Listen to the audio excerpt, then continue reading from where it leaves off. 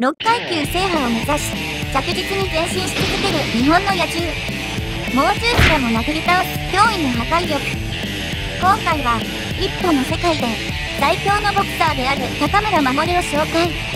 破天荒な生き様と今までの戦績を解説します。高村守よりも、俺様気質だと自負する人は、高評価に向かって、俺様パンチを連打。おすすめのキャラやシーンを、ぜひ、コメントで教えてくださいね。国内に収まる器ではない高村守。世界を舞台に、激しい戦いを繰り広げています。トサカ頭と評されるトレードマークのリーゼント。性格は自由奔放。一見傍若無人のように見えますが、実はかなりの後輩思い。青木たちをおちょくりながらも、締めるところはしっかり締めています。たまに締めずに暴走します。身長185センチ、体重90キロ以上と、ヘビー級並みの体格を持ちながらも、彼の戦場はミドル級なんです。実は、日本では、スーパーミドル級以上の階級は認められておらず、常に20キロ以上という過酷な減量を強いられています。減量区のために、体に力が入らず、明らかな隠した相手にも泥仕合を演じてしまうこともたびたび見られています。勝ってもブーイングを受けるかわいそうな高村守。そんな不利な状況にもかかわらず、なんと25戦全勝 25KO という驚異的な記録を打ち立てています。しかも、その成績にはチャンピオン戦も含まれており、現在、ジュニアミドル級、ミドル級、スーパーミドル級の3階級を制覇。着実に6階級制覇に向けて歩みを進めています。一見すると、強力な武器を持つインファイターに見えるのですが、様々なテクニックを駆使する万能型。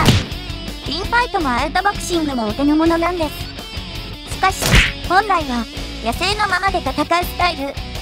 激しすぎる野生をボクシングという科学で抑え込んでいるんです。科学と野生が合わさったスタイルが高村守の完成された姿。激しい劇場のまま放たれた拳が、急所に的確に打ち込んできます。本気の高村の前では、一瞬の油断が命取り。あのブライアン・ホークでさえ怯えきってしまったのです。豪快な性格やファイトスタイルとは裏腹に、私生活の高村はとても質素なんです。もともと大企業の大上司だったのにもかかわらず、住んでいるところは、G が出そうなボロアパート。いくらファイトマネーを稼ごうとも、そのスタイルは買えそうにもありません。リッチな生活を送る高村を想像したくはないですね。ハングリー精神は、ボクシングの強さに比例。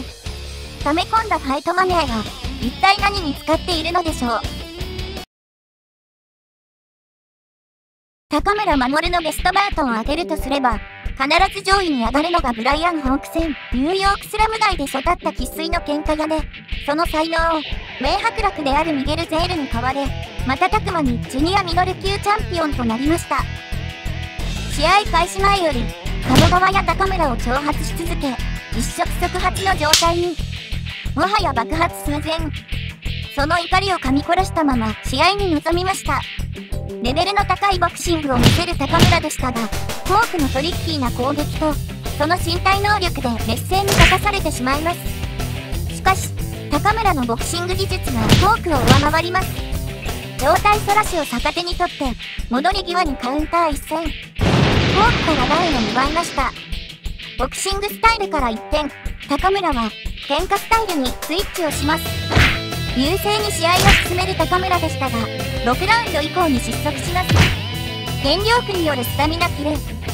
セコンドすら気づいていなかったんです。フォークに翻弄される高村。ギリギリのところでダウンを拒否します。フォークの攻撃で意識が飛んでしまった高村ですが、なんと、それまで以上の動きを見せ始めました。恐ろしいスピードで、的確に相手の急所を狙い続ける高村。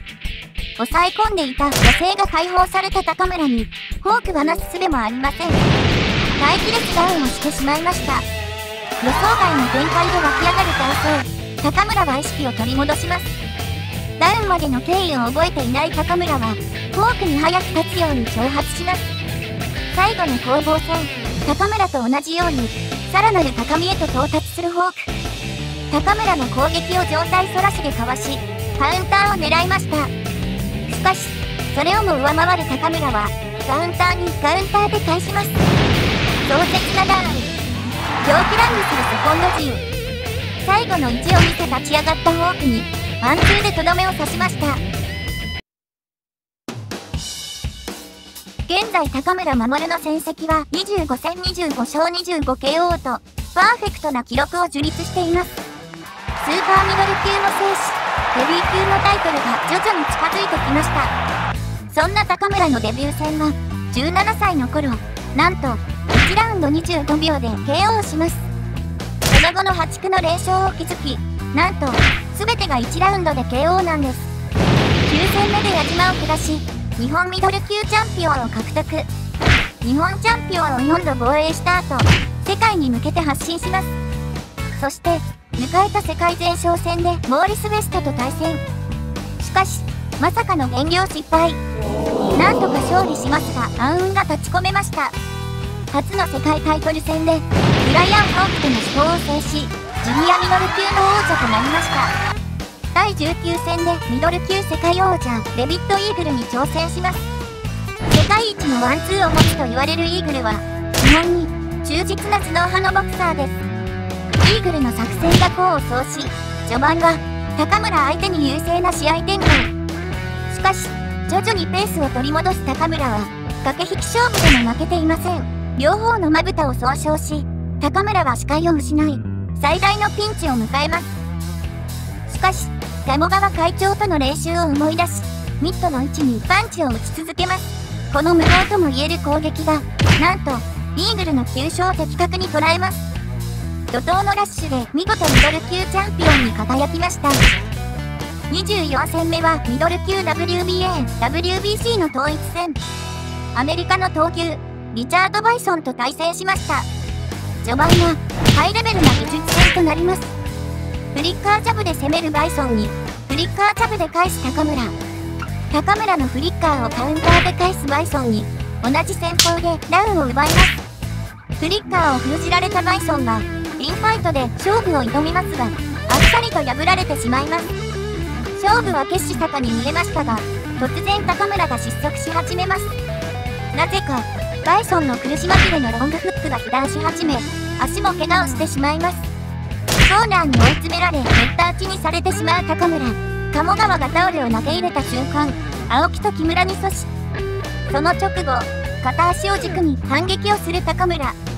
なんとか逆転 KO に成功しました。25戦目で、スーパーミドル級、キースドラゴンと対戦。